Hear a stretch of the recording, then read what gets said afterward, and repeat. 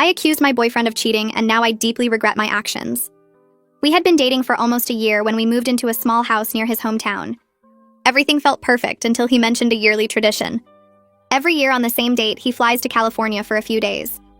When I asked why, he got quiet and changed the subject by inviting me to come along. I had to work that week, so I said no.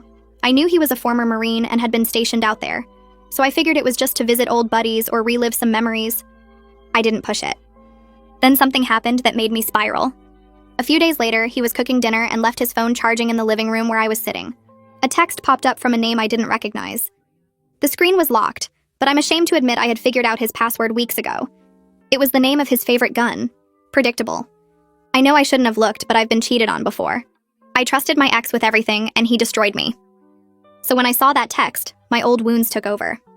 The message said, "Don't forget, Maya's favorite beer is Buzz Light. Grab a few cases." My heart dropped. Who was Maya? Why was he buying her favorite beer for a trip he wouldn't explain to me? I closed the phone and pretended I saw nothing, but inside I was falling apart. I went to my work friends for advice, and all three of them said the same thing. He's taking another woman on a romantic getaway. He's cheating. My anxiety exploded. I couldn't eat. I couldn't sleep. I kept thinking about how I believed he was the one, and how could he betray me like this? I decided I wasn't going to cry alone. I was going to confront him and catch him in his lies. I came home early that day. He was in the backyard fixing a broken fence post. I called out and told him to come inside. He said he'd be there in a second. I told him to come now. I heard him drop everything and run in. He probably thought I was hurt because when he saw my face, he immediately asked what was wrong. I looked him straight in the eyes and said, "I know you're cheating on me." He froze. Then he actually laughed a little, like I was joking. When he saw my tears, his smile disappeared. He stepped toward me, trying to hold me, but I pushed him away. He looked so confused and hurt. He stepped back and quietly asked, "What made you think I'm cheating?" I told him I knew about Maya. I said I knew he was flying out to see her next week. He nodded slowly and said, "Yeah, I am. I broke." He just admitted it. I started sobbing harder, barely able to breathe. But then he reached into his wallet and pulled out an old photograph. He handed it to me and said, "That's Maya." The photo showed two Marines in full gear, arms around each other's shoulders, rifles in their free hands. One of them was my boyfriend, younger but unmistakable. The other was a woman. She had a wide smile and kind eyes. I had seen this picture before in a memorial post his friend shared online. Maya had taken her own life 3 years ago while they were deployed together. My boyfriend sat down across from me and explained everything. Every year on the anniversary of her death, he flies to California where her family lives. He visits her grave. He has dinner with her parents. He brings her favorite beer and they share stories about her. It's how they all cope. It's how they remember her. I felt like the worst person in the world. I had taken his grief and turned it into something ugly. I accused him of betrayal when he was honoring someone he lost. I started apologizing over and over, but he just sat there quietly for a long time. Then he looked at me and said, "I should have told you. I just don't like talking about it. It still hurts." He wasn't angry. He was sad, and that made it worse. We talked for hours that night. He told me about Maya, about the guilt he still carries, about how hard it is to open up. I told him about my past, about the men who broke my trust, about why I assumed the worst.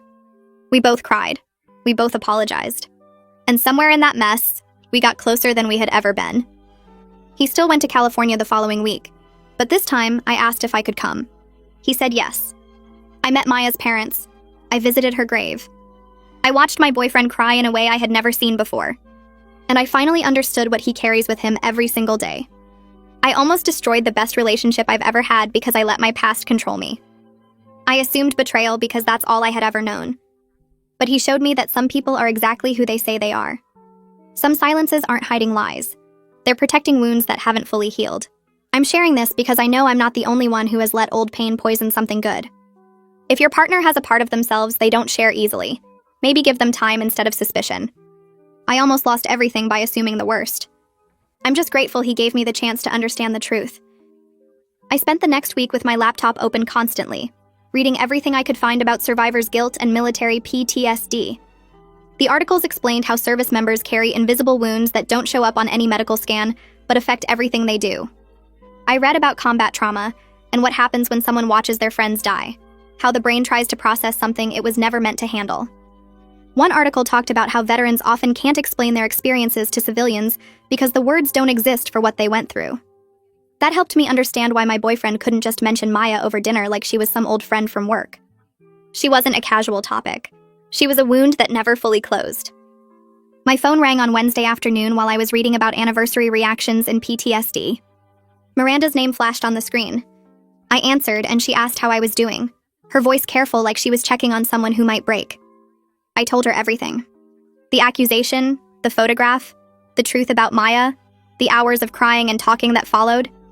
She listened without interrupting, which isn't like her at all. When I finished, she was quiet for a long moment. Then she said she was proud of me for admitting I was wrong and apologizing. But she also reminded me that my trust issues are real problems I need to deal with properly. She said understanding where they come from doesn't mean I get a pass for snooping through his phone or jumping to conclusions. She was right, and it stung to hear it. At work the next day, I pulled Juliana aside during lunch break. She was the one who'd been most convinced he was cheating, the one who said all the signs pointed to another woman. I told her the real story about Maya and the annual trip to visit her grave. Juliana's face went red and she looked genuinely embarrassed. She apologized for jumping to conclusions and admitted she'd been projecting her own cheating ex onto my situation. Her ex had used similar excuses about trips and old friends, so she assumed mine was doing the same thing. We both realized we'd let our past experiences cloud what was actually happening. She hugged me and said she was glad she was wrong, that my boyfriend sounded like one of the good ones. That evening, my boyfriend came home from work and found me on the couch with my laptop, reading another article about military grief. He set down his keys and asked what I was doing. I told him honestly that I was trying to understand what he'd been through, that I wanted to know more about what he carries every day. His expression softened and he sat down next to me. He seemed touched that I was making the effort, but then he warned me that reading about it isn't the same as witnessing it. He said the articles can explain the psychology and the symptoms, but they can't show me what it actually feels like to lose someone that way. I nodded and told him I knew that, but I wanted to try anyway. 3 days before we were supposed to leave for California, he pulled out his phone after dinner. He scrolled through his photos for a minute, then turned the screen toward me. Maya was goofing around on base in one picture, making a silly face at the camera. In another, she was at a barbecue with other Marines, holding a plate piled high with food. There was one of her cleaning her rifle, focused and serious. His voice stayed steady as he swiped through the images, but I watched his jaw muscles tighten with each photo.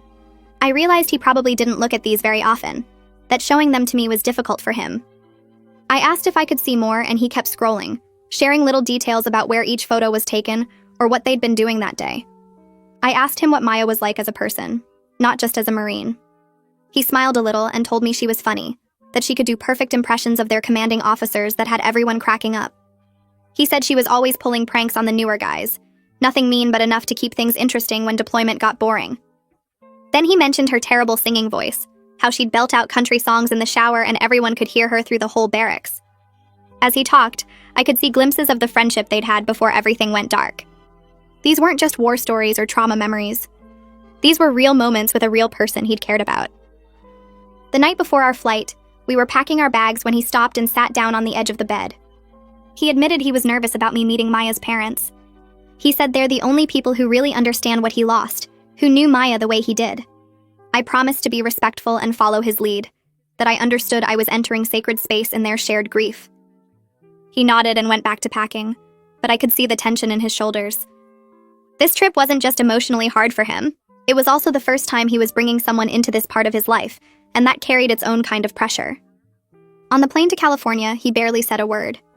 He stared out the window for most of the flight, watching the clouds pass below us. His knee bounced constantly, a nervous habit I'd noticed before but never this intense. I held his hand and didn't try to force conversation. I was learning that sometimes support doesn't mean filling the silence with words.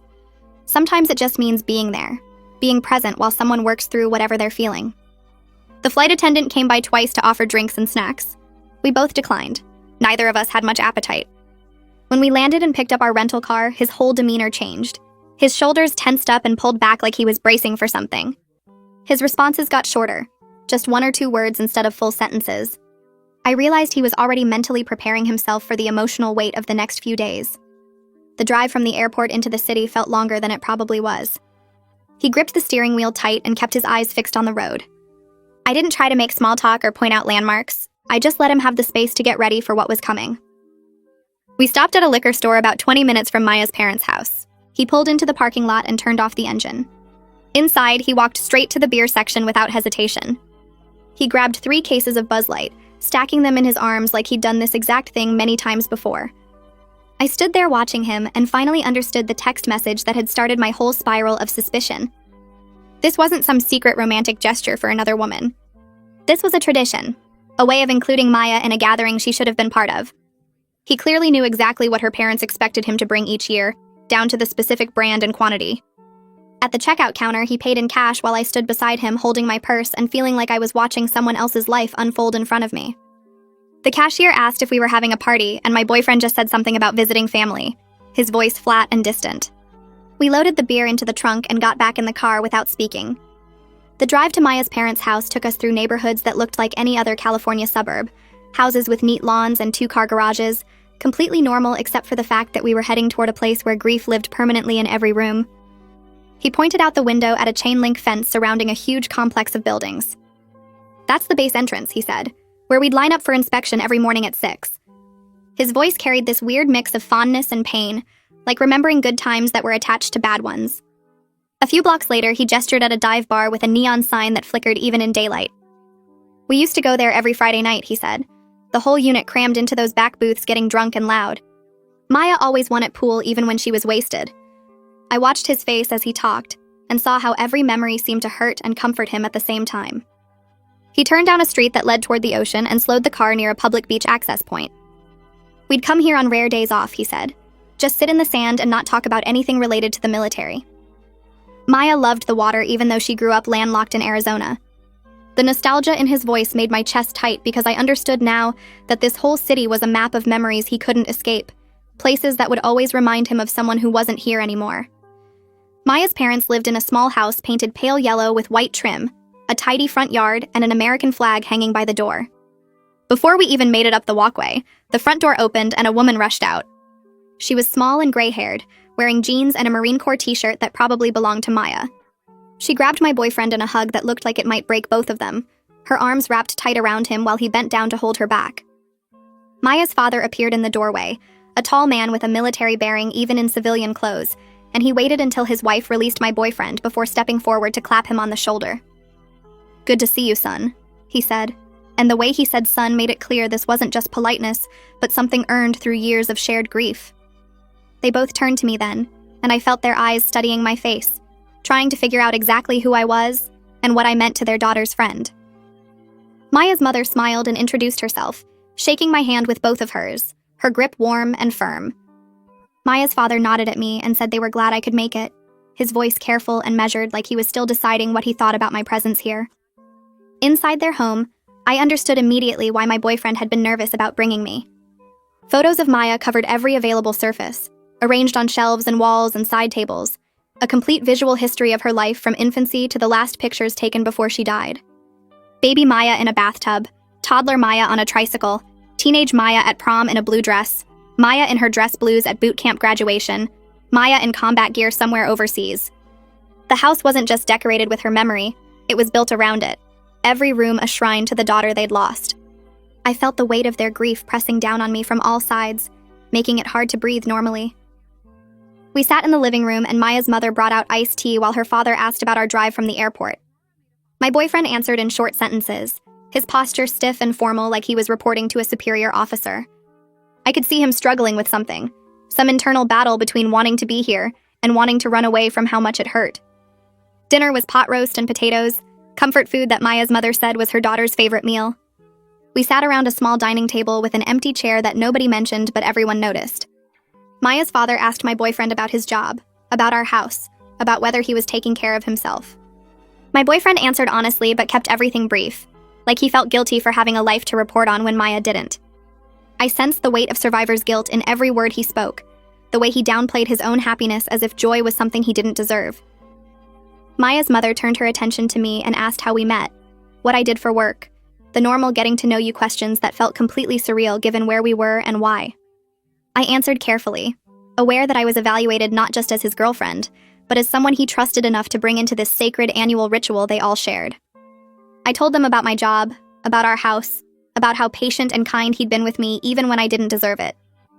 Maya's mother nodded along, and I could see her mentally checking boxes, deciding if I was good enough for the man who visited her daughter's grave every year. After dinner, Maya's father pulled out a bottle of whiskey and 2 glasses, gesturing for my boyfriend to follow him to the back porch. Through the kitchen window, I watched them sit in lawn chairs, their heads bent close together as they talked in voices too low for me to hear. 2 men bound by combat and loss, sharing something I'd never fully understand, no matter how many articles I read about military trauma or survivor's guilt. Their conversation looked heavy and important, the kind of talk that only happens between people who've seen the same darkness. Maya's mother and I cleaned up the kitchen together, loading the dishwasher and wiping down counters in comfortable silence. Then she said she was glad he finally brought someone with him, because she worried about him making this trip alone every year. Her kindness, despite her own devastating loss, made me feel physically sick about my accusations and suspicions, about how I'd turned his grief into evidence of betrayal. I apologized again for intruding on their family tradition, and she waved it off, saying that anyone he cared about enough to bring here was welcome in their home. We left around 9 and drove to our hotel in silence. He checked us in at the front desk while I stood beside him feeling exhausted from holding myself together for hours. In our room, he sat on the edge of the bed and started unlacing his shoes with shaking hands. I sat next to him and put my hand on his back, feeling the tension in his muscles. Then he broke. Deep, body-shaking sobs that seemed to come from somewhere primal and unreachable, a kind of crying I'd never witnessed from any person before. I wrapped my arms around him and held on while he fell apart, not trying to fix it or make it stop, finally understanding that some pain just needs to be felt and witnessed and survived. He cried for maybe 20 minutes, gasping for air between sobs, his whole body trembling against mine. When he could finally speak, he told me between ragged breaths that he felt guilty for being alive when Maya wasn't, guilty for finding happiness with me when she'd never have that chance. The survivor's guilt was so heavy and irrational and completely consuming, and I realized he'd been carrying this weight alone for 3 years, without letting anyone see how much it crushed him. He kept apologizing for crying, for bringing me here, for being a mess, and I kept telling him to stop apologizing for being human. Then he started talking about Maya in a way he never had before, explaining that she'd been struggling for months before she died. There were signs everyone missed or didn't take seriously enough, jokes about not wanting to be here anymore that people laughed off as dark humor.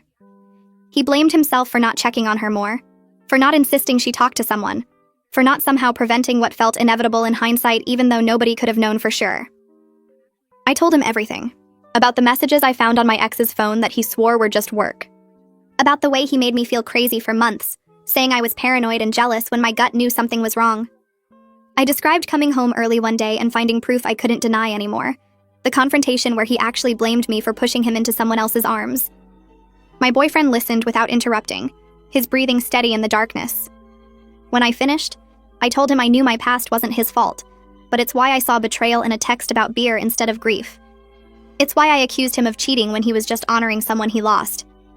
He was quiet for a long time before he started talking about how he's been keeping parts of himself locked away because he didn't want to drag me into his darkness.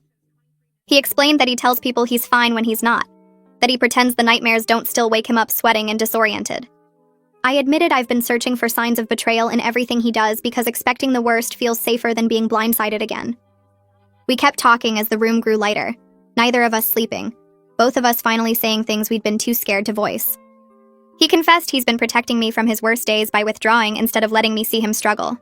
I told him I've been testing his loyalty in small ways without realizing it, looking for cracks that would prove my fears right. When morning came, the heaviness was immediate.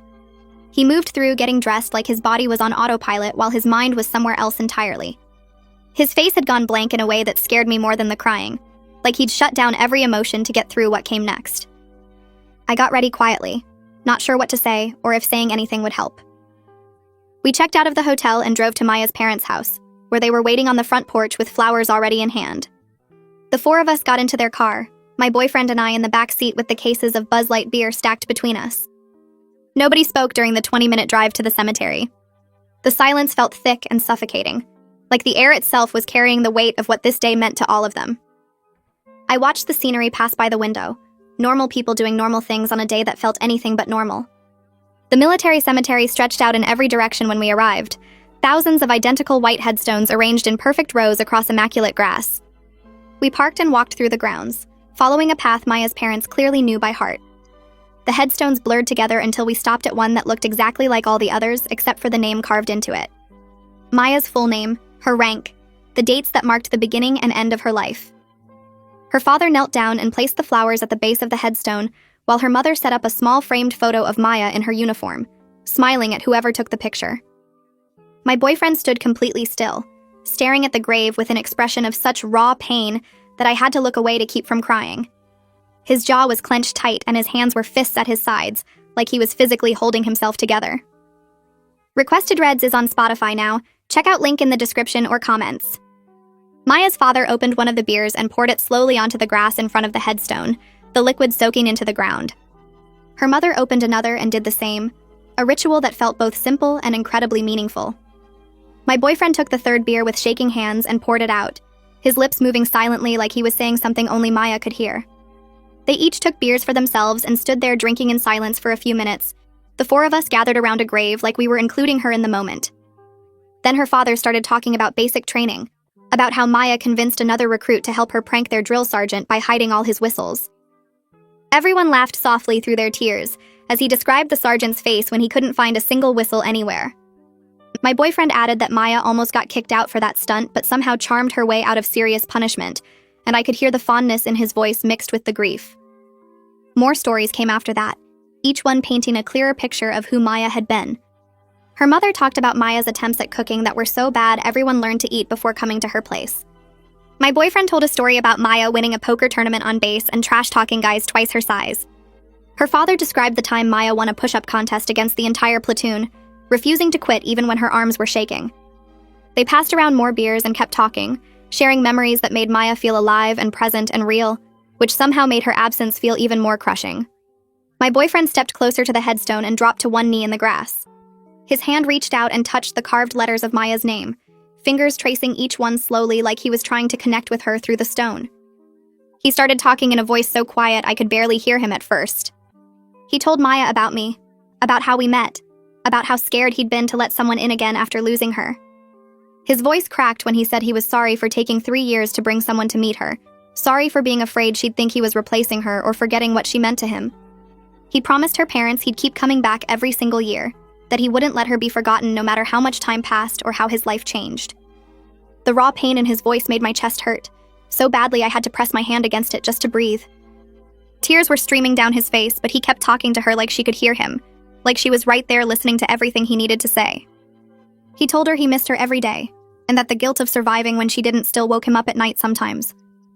Watching him break down at her grave made me understand what he meant about carrying this every single day. This wasn't old grief that had healed over with time and distance. This was fresh and aching and right beneath the surface of everything he did, a constant companion he'd learned to function around but never truly escaped. He got up after a few minutes and just stood there staring at her name with tears running down his face, his jaw clenched tight like he was trying to hold himself together. Maya's mother moved closer to me and put her arm around my shoulders. She spoke quietly so only I could hear, telling me she was grateful he had me now, that Maya would want him to be happy and loved. The generosity of her words given her own loss hit me hard. Here was a woman who'd buried her daughter, who came to this cemetery every year to pour beer on her grave, and she was worried about whether her daughter's friend had someone to love him. I started crying for the first time since we'd arrived at the cemetery, tears falling so fast I couldn't stop them. She squeezed my shoulder and didn't say anything else, just stood there with me while we both watched my boyfriend grieve for the woman he couldn't save. We stayed at the graveside for over an hour, nobody wanting to be the first one to suggest leaving. The afternoon sun felt too bright and normal for how heavy everything felt, like the world should somehow acknowledge what we were carrying, but instead just kept going like any other day. People walked dogs on the paths between headstones and birds sang in the trees and cars drove past on the road outside the cemetery gates. Finally, Maya's father said we should probably head back to the house before it got too late. We walked to the car in complete silence, emotionally wrung out and exhausted in a way that went deeper than just being tired. My boyfriend held my hand so tight it almost hurt, but I didn't pull away because I could feel how much he needed the connection. Back at Maya's parents' house, we sat in their living room surrounded by photos of their daughter everywhere I looked. The walls were covered with pictures from every stage of her life, and the shelves held framed photos of her in uniform, with friends, at family gatherings. We shared more memories over sandwiches that Maya's mother had made, but nobody really ate. The conversation drifted between past and present, laughter and tears, following the natural rhythm of grief that doesn't follow any logical pattern. One minute, Maya's father was laughing about the time she convinced her entire unit to wear their uniforms backward for a group photo as a prank, and the next minute he was crying into his hands. My boyfriend told a story about Maya teaching herself guitar by watching videos online and how she'd play the same 3 chords over and over until everyone wanted to throw her guitar off the roof. Maya's mother laughed and said she still had that guitar in the closet, that she couldn't bring herself to get rid of it even though nobody played it anymore. Then Maya's father stood up and said he wanted to play something. He went to the closet and pulled out Maya's old guitar, the same one from all the stories. He sat back down and started playing a song, his voice rough but steady as he sang. My boyfriend closed his eyes listening, and I watched tears stream down his face that he didn't bother to wipe away. He was finally letting himself feel everything in front of people who understood, people who wouldn't judge him or tell him to move on, or ask why he wasn't over it yet. The song ended and nobody spoke for a while. As evening started to approach and the light through the windows turned golden, Maya's mother stood up and asked if she could talk to me privately. We went into the kitchen together and she turned to face me with tears in her eyes. She thanked me for coming, for supporting him through this, for being patient with his grief. She told me he'd been alone with this for too long and she was relieved he'd finally trusted someone enough to share it. She said she could see how much he loved me, and that gave her hope he might actually heal someday, instead of just surviving. I didn't know what to say, so I just hugged her and we both cried in her kitchen while the men sat in the living room with Maya's memory all around them. Before we left for our hotel, I surprised everyone by asking if I could have a moment at Maya's grave alone. They all looked at me with confused expressions, but agreed. My boyfriend drove me back to the cemetery and waited in the car while I walked to her headstone by myself. The sun was setting now, and the cemetery was almost empty. I stood in front of Maya's grave and felt awkward at first, talking to someone I'd never met. But then I started speaking out loud even though I never knew her. I apologized for my jealousy and suspicion, for turning her memory into something ugly in my mind. I promised to take care of him, and to never make him feel guilty for grieving her, to understand that loving me doesn't mean forgetting her, or moving on from his pain. I told her headstone that I almost destroyed something good because I couldn't see past my own trauma. I explained that my ex had cheated on me and destroyed my ability to trust anyone, and when I saw her name in that text message, I let all my old wounds take over. I was grateful for the chance to understand the truth instead of losing him over my assumptions. I promised to honor her memory by being worthy of the trust he'd placed in me, by doing my own healing work so my past doesn't poison our future. I stood there for a few more minutes just looking at her name carved in stone, thinking about how she'd never get to fall in love or buy a house or grow old. Then I walked back to the car where my boyfriend was waiting. He drove us back to the hotel in silence, and I watched the California streets pass by outside the window. The sun had set completely now, and streetlights made everything look orange and strange. When we got to the parking lot, he turned off the engine but didn't move to get out of the car. He just sat there with his hands still on the steering wheel, staring straight ahead. I waited because I didn't know what to say after everything I'd just witnessed at the cemetery. Finally, he took a deep breath and opened his door. We walked across the parking lot to our room, and the whole time I could feel the weight of the day pressing down on both of us. Inside the hotel room, he sat on the edge of the bed and put his face in his hands. I sat down next to him and put my hand on his back. He leaned into me and wrapped his arms around my waist, holding me tight like I might disappear if he let go. He pulled back just enough to look at me, and his eyes were red and tired. He said he was grateful I came with him this year because he'd been making this trip alone for so long and it hurt every single time. He told me he'd been scared to let me see this side of him because most people don't know how to handle grief this big. They get uncomfortable, or they try to fix it, or they tell him he needs to move on already. He was afraid I'd think he was broken or too damaged to love properly. I told him I understood now why he couldn't just casually mention this over dinner. This wasn't something you bring up like talking about the weather or what you did last weekend. I said loving someone means seeing all of them, including the parts that hurt and the parts that are still healing. His grief didn't scare me anymore because I finally understood what it was and where it came from.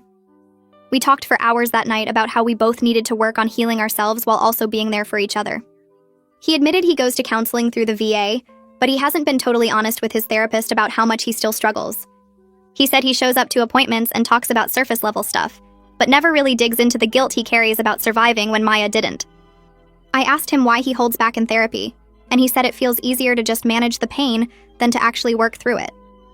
I told him that wasn't fair to himself, and it wasn't really healing if he was just keeping everything locked down. He nodded and said he knew I was right, and he'd try to be more open in his next session. Then I took a breath and admitted I needed to find my own therapist to deal with my trust issues. I told him it wasn't fair to him or to me that I was still operating from a place of fear and suspicion because of what my ex did years ago. He said he supported that completely and offered to help me find someone good. We made a promise to each other right there in that hotel room to be more honest about our triggers and our wounds. He said he'd share more about his hard days instead of withdrawing and shutting down. I promised to voice my anxieties when they came up instead of letting them spiral into accusations and paranoia. The next morning, we checked out of the hotel and drove to the airport. The flight home felt completely different from the flight there. We were both exhausted and didn't talk much, but there was something new between us now. We'd seen each other's deepest wounds and messiest parts, and we'd both chosen to stay. We'd chosen to work on healing together while also doing our own individual work. When we landed and drove back to our house, I felt like I was seeing everything with new eyes. I noticed things I'd walked past 100 times before but never really paid attention to. In his closet, there was a Marine Corps flag folded in a perfect triangle sitting on the top shelf. On his dresser was a challenge coin that I'd always thought was just some random keepsake. The way he organized his space with everything in its exact place wasn't just him being neat. It was military precision drilled into him from years of service. These weren't just quirks anymore, but pieces of an identity shaped by experiences I'd never fully understand. A few days after we got back, I was in the kitchen making coffee when his phone buzzed on the counter next to me. I felt that old familiar urge rise up in my chest to grab it and check who was texting him. My hand actually moved toward the phone before I caught myself and pulled it back. The fear and suspicion were still there living inside me like they always had been. But now I had the awareness to recognize it as my trauma talking instead of truth. I stepped away from the counter and took a few deep breaths until the urge passed. That night, I sat at my laptop and started researching therapists who specialized in trust issues and past relationship trauma. I read through profiles and reviews for over an hour looking for someone who seemed like a good fit. I needed someone who wouldn't just tell me to get over it or that I was being unreasonable. I needed someone who understood that betrayal leaves actual scars that don't just fade because time passes. Making the appointment felt like taking responsibility for my own healing instead of expecting my boyfriend to fix damage someone else caused. My first session was 2 weeks later in a small office downtown. The therapist's name was Gage, and he had kind eyes and asked me to tell him why I was there. I started talking about my ex and the cheating, and suddenly I was crying harder than I'd cried in months. Talking about it brought up feelings I thought I'd dealt with years ago, but clearly I'd just buried them. Gage listened without interrupting, and when I finished, he helped me see that I'd been protecting myself by assuming betrayal before it could happen. I'd been staying alert and watching for signs of cheating so I'd never be blindsided again like I was with my ex. But that constant watching and suspicion was costing me the chance at real closeness with someone who actually deserved my trust. Around the same time I started my therapy work, my boyfriend made a change too. He started going to his VA counseling appointments every week instead of once a month like he'd been doing before. The first few times he came home afterward, he looked wiped out. His eyes were red and his shoulders sagged like he'd been carrying heavy boxes all day. He'd drop his keys on the counter and head straight to the bedroom without saying much. I'd follow him in and find him lying on the bed staring at the ceiling. When I asked if he wanted to talk about it, he'd shake his head and say he just needed to process everything. But after a few weeks of regular sessions, something shifted. He started telling me small pieces of what he discussed with his therapist. He'd mentioned that they talked about Maya and the guilt he carried about not seeing the signs before she died. He'd explained that his counselor was helping him understand that survivor's guilt was normal, but also something he needed to work through instead of just carrying forever. One night after a particularly hard session, he sat at our kitchen table with his head in his hands and told me it felt good to finally stop pretending he was fine. He said he'd been holding everything in for 3 years, acting like he'd moved on and processed it all, when really he'd just gotten better at hiding how much he still hurt. Hearing him admit that made me realize how much strength it took for him to show up to those appointments week after week and actually do the work instead of just going through the motions. Things felt like they were moving in a good direction for both of us until one evening about 6 weeks after California. He was supposed to be home from work at 6, but 7 o'clock came and went with no text or call. By 7:30, I was pacing the living room, checking my phone every 2 minutes. My chest felt tight and my hands were shaking as old fears crept back in. By 8 o'clock, I'd convinced myself something was wrong. He was avoiding me or lying about where he was, or maybe he'd decided this whole thing was too much work, and he was done. When he finally walked through the door at 8:15, I was sitting on the couch with my arms crossed and tears streaming down my face. He stopped in the doorway looking confused and asked what was wrong. I stood up and my voice came out harsh and accusing when I said he'd been gone for over 2 hours without any explanation. I told him it felt like he was avoiding me on purpose. He put his hands up and said he wasn't avoiding anyone, but his tone was defensive and sharp. He said he needed space sometimes and I couldn't expect him to report his every move. That made me angrier because it felt like he was twisting what I'd said. I shot back that asking for a simple text wasn't the same as demanding he report his every move. He raised his voice and said he didn't realize he needed permission to stay late at work. We were suddenly standing in our living room yelling at each other, both of us hurt and angry and falling right back into old patterns of miscommunication. But then something different happened. He stopped mid-sentence and took a deep breath. He walked over and sat down on the couch, and after a second, I sat down too. We were both quiet for a minute, both of us breathing hard and trying to calm down. He spoke first, and his voice was quieter when he said he was sorry for not calling. He explained that he'd gotten caught up in a project at work and completely lost track of time. It wasn't that he was avoiding me or trying to stay away. He just genuinely forgot to check his phone or send a message. He said he understood why that made me anxious given everything we'd been through, but it wasn't intentional or meaningful beyond him being forgetful. I wiped my eyes and admitted I'd jumped to the worst conclusion without any real reason. I told him I felt insecure earlier that day for no particular reason, and when he was late, it triggered all my old fears about being lied to and cheated on. I said none of that was actually about him or anything he'd done wrong. It was about me and my past trauma making me assume betrayal when there wasn't any. We sat there and talked through what had just happened using things we were both learning in our therapy sessions. It was messy and uncomfortable, and neither of us felt great about how we'd handled it. But we worked through it together instead of shutting down or walking away or letting it turn into something bigger and more damaging. We both apologized again and talked about what we could do differently next time. He said he'd set a reminder on his phone to text me if he was going to be more than 30 minutes late.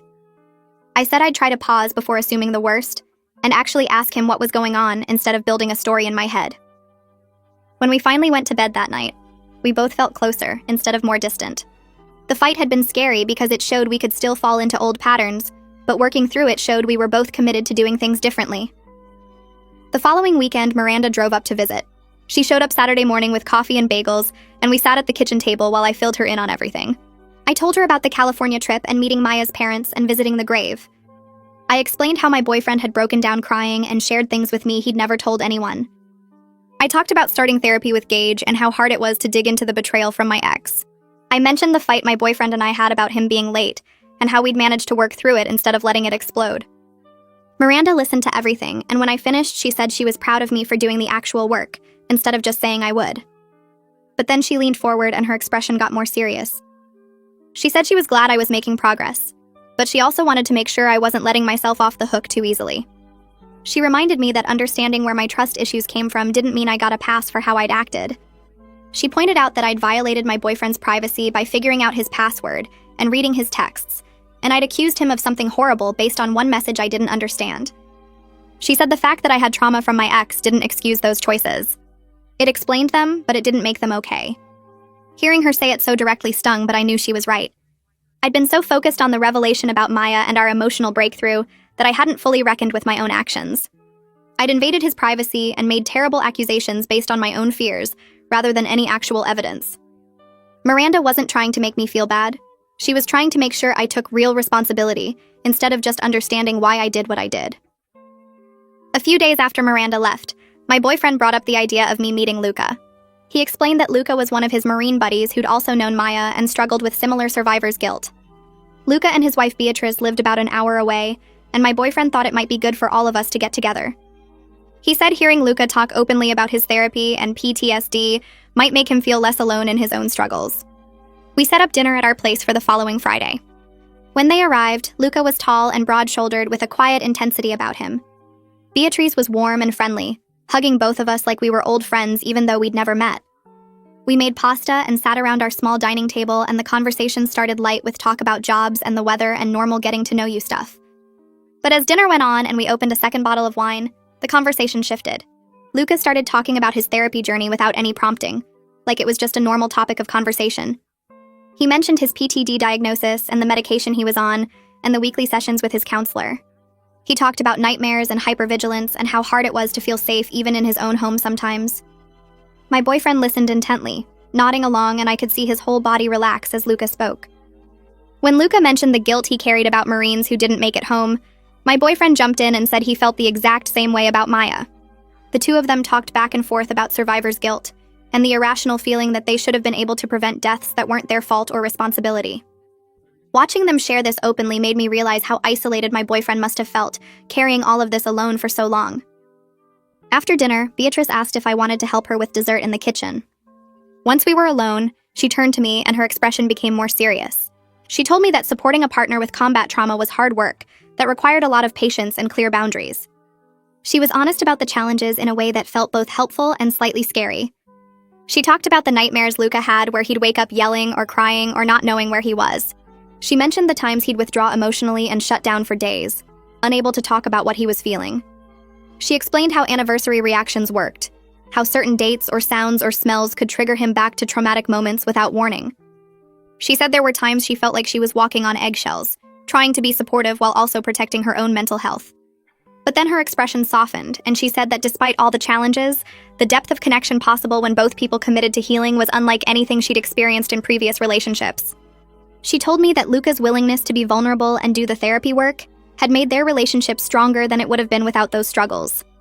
She said the key was both of them doing their own individual work, while also supporting each other, maintaining boundaries so his trauma didn't become her trauma.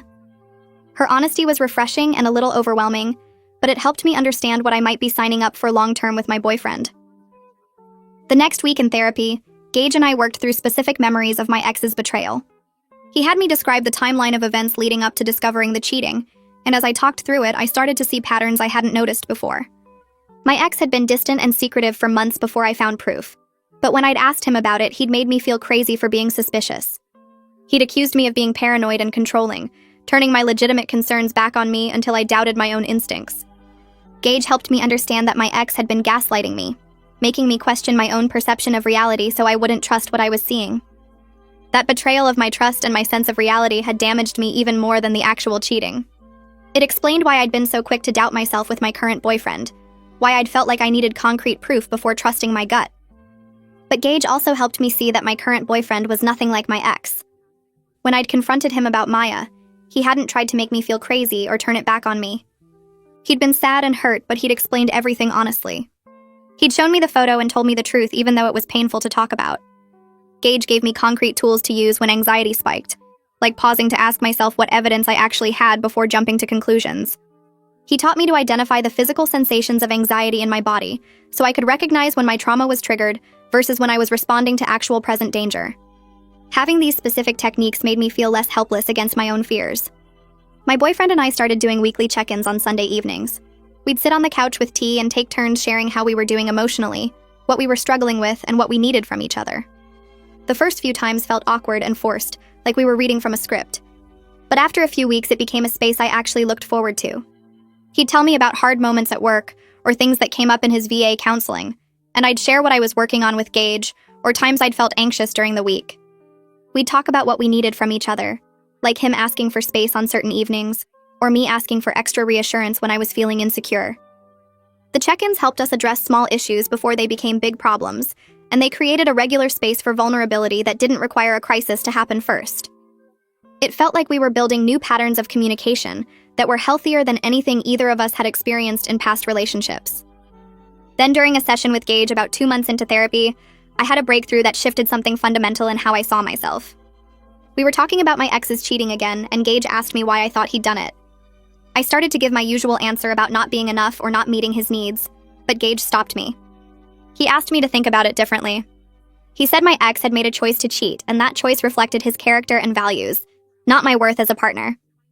He pointed out that plenty of people have unmet needs in relationships, and they don't cheat.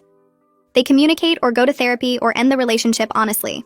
My ex had chosen deception and betrayal because that's who he was, not because I was insufficient or unlovable. Hearing Gage say it so plainly made something click in my brain. I'd been carrying this belief for years that I needed to be perfect and hypervigilant to prevent future betrayal. Like if I could just be enough and watch carefully enough, I could control whether someone cheated on me. But that belief gave my ex's choices power over my entire sense of self. It made his betrayal about my inadequacy instead of his character. Realizing that his cheating wasn't about me being insufficient or unlovable started to loosen the grip of the fear that had been controlling me. I couldn't prevent betrayal by being perfect or watching carefully. I could only choose partners with integrity and trust myself to recognize red flags. And my current boyfriend had shown me over and over that he had integrity, even when it was hard, even when the truth was painful to share. A few weeks after that conversation with Gage about my ex's choices, I'm sitting in our living room when my boyfriend's phone buzzes on the coffee table. The screen lights up with a text from someone named Derek. I glance at it without thinking, then realize I don't feel the usual spike of anxiety. My hands don't reach for the phone. My mind doesn't start spinning worst-case scenarios about who Derek might be or what the message could mean. I just sit there, staring at the phone until the screen goes dark again, and notice the absence of that familiar panic. The compulsion that used to control me is just gone, like a switch flipped somewhere in my brain. When my boyfriend comes back from the kitchen with 2 mugs of tea, I tell him his phone went off. He picks it up, reads the message, and mentions casually that Derek wants to grab lunch next week. I nod and take my tea, feeling this quiet victory settle in my chest. The therapy work is actually changing something fundamental in how I respond to triggers. I'm not just managing my anxiety better. I'm becoming someone who doesn't automatically assume betrayal when a phone buzzes. That weekend, we're sitting at the kitchen table with our laptops, looking at flights for next year's California trip. He scrolls through dates and prices while I pretend to work on emails, but really I'm just watching him. His face is relaxed in a way it never is when he talks about Maya or the anniversary. He finds a good fare and adds it to his cart, then looks up at me with this expression I can't quite read. He asks if I'd be comfortable staying with Maya's parents instead of getting a hotel this time. The question catches me off guard. I know what he's really asking. He wants to bring me deeper into this tradition, to make me part of the annual ritual instead of just an observer. Maya's parents have their own guest room and they've mentioned it before, but he's always declined. Now he's ready to say yes, which means he's ready to integrate me fully into this piece of his life that used to be separate. I tell him I'd love that, and I mean it. The fact that he's making space for me in the painful parts, not just the easy ones, feels like something important shifting between us. He reaches across the table and squeezes my hand, then goes back to booking the flights like it's no big deal, but I can see the relief in his shoulders. A few days later, he comes home from his VA counseling session and sits down on the couch next to me. He's quiet for a minute, staring at his hands. Then he tells me his therapist said something that's been rattling around in his head all afternoon. She helped him see that honoring Maya's memory doesn't require him to stay frozen in grief. That Maya would want him to heal and be happy, not spend the rest of his life carrying guilt like a weight he can never put down. He says it out loud like he's testing the words, seeing if they feel true. He's starting to forgive himself for surviving when she didn't, recognizing that his guilt doesn't actually honor her or help anyone. It just keeps him stuck in the worst moment of his life, reliving it every day. I watch his face as he talks and see something different there. Not the absence of pain, but maybe the beginning of acceptance that the pain doesn't have to define everything. He tells me he's been so afraid of moving forward because it felt like forgetting her, like her death would matter less if he stopped hurting so much. But his therapist asked him what Maya would say if she could see him now, and he knows she'd tell him to stop punishing himself. She'd want him to live, not just exist. That night after he falls asleep, I sit at the kitchen table with a blank piece of paper and start writing a letter to my ex. I pour out everything I've been carrying for years. The anger at his lies and betrayal, the hurt of being made to feel like I wasn't enough, the damage he did to my ability to trust anyone after him. I write about how he gaslit me when I questioned him, made me feel crazy for my suspicions even though my instincts were right. I tell him about the years I spent assuming every man would eventually do what he did, how his choices poisoned every relationship I tried to have after him. The words come out messy and raw, my handwriting getting harder to read as emotions take over. I fill 3 pages front and back, not editing or censoring, just letting it all spill onto the paper. When I finally finish, my hand is cramping and my face is wet with tears I didn't realize I was crying. I read through what I wrote once, then take the pages outside to the fire pit in our backyard.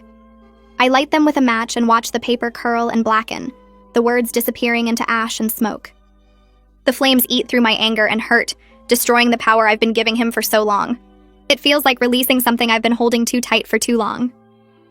When the last piece burns away, I go back inside and wash my face, feeling lighter than I have in years.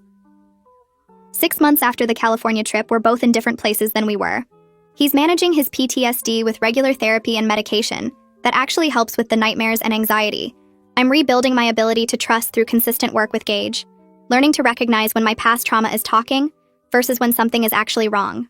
We still have hard days where his grief hits him out of nowhere, or my insecurities flare up over nothing.